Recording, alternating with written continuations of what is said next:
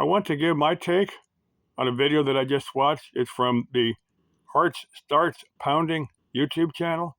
Now, what she was relating the Leah Roberts story.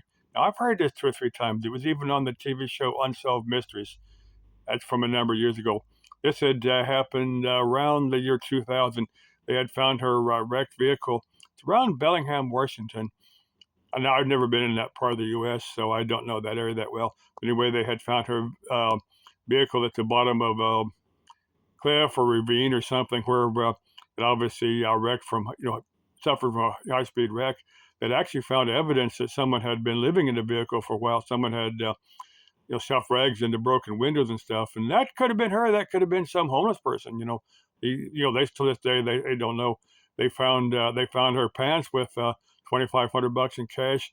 They found some valuable jewelry that had sentimental value to her, hidden in the vehicle. So they still don't know quite what happened to her.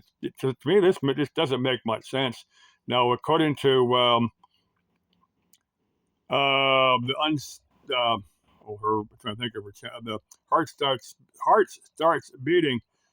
According to her theory, they had found evidence that the vehicle had been tampered with, which they had found fingerprints under the hood, and they had found some guy's DNA under the hood. But the heart starts pounding, said that the theory was that someone had tampered with a starter relay. Now, to me, that doesn't make any sense.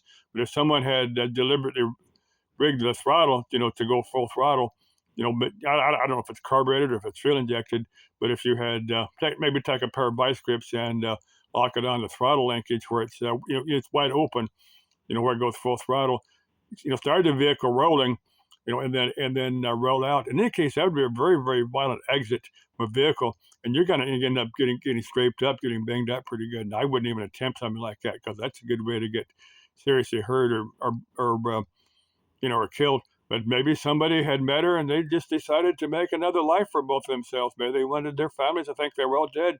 And I just one theory on my part, or maybe somebody did something bad to Leah and wanted people to think she was dead.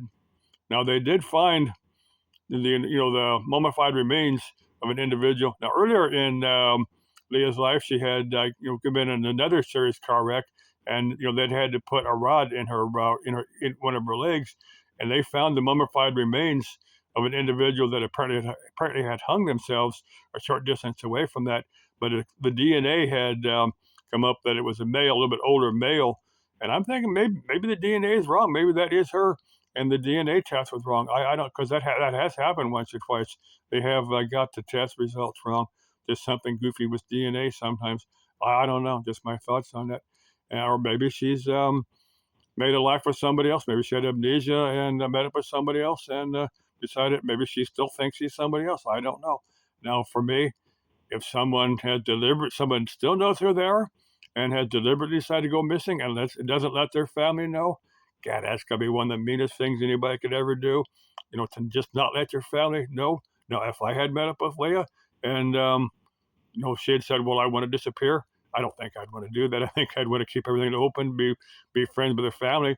But if I were of the mindset I'd say, hey, look, we can disappear together, but you're gonna tell your family that you made life with somebody, and periodically send them updates saying that you were okay. You're not gonna let them know where you're at or who you're with. That's what I would do. But that's just my theories on that. Or I said maybe somebody did something mean to her. You buried her up there somewhere, and she may never be found. Who knows? And for the record, the furthest north I've ever been is San Francisco. I've never been any further north than that, so I got nothing to do with this. Okay, bye.